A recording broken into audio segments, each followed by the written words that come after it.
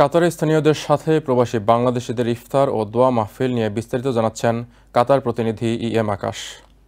দর্শক, পবিত্র মাহে রমজান উপলক্ষে বাংলাদেশিদের আয়োজনে ইফতারে অংশগ্রহণ করেছেন কাতারি শেখ গানিম মোহাম্মদ এম.এ. আর শাম।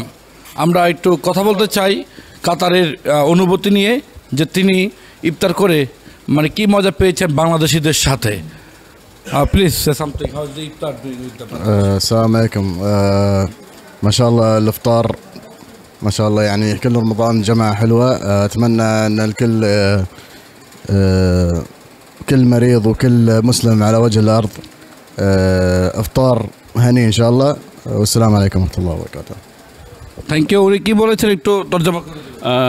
কাতারি নাগরিক মিস্টার গানিম বলতে চেয়েছেন যে মাশাল্লাহ ইফতারিটা চমৎকার ছিল, এবং রমজান মাস যেহেতু রহমতের মাস, মাগফিরাতের মাস এবং তাকওয়া অর্জনের মাস, সেই হিসাবে দুনিয়ার যত নরনারী আছে যারা অসুস্থ অবস্থা আছে তারা সহ দেয় আল্লাহ, সেটাই সে বলছে।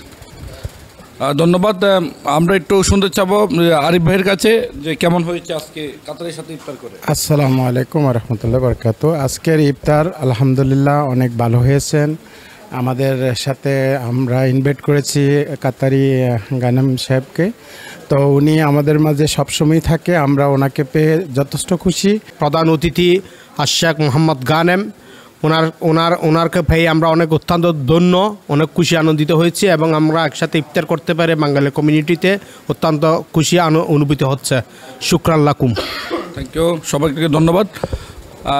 ঠিক দর্শক, আমরা যখন শুনছিলাম যে প্রবাসী বাংলাদেশিরা খুদ কাতারিদের সাথে, কাতারি নাগরিকদের সাথে পেয়ে একসাথে আনন্দিত ইফতার করতে পেরে, আমার কাছে এই ছিল সবশেষ তথ্য কাতারের দোহা থেকে। EM আকাশ, TVN 24।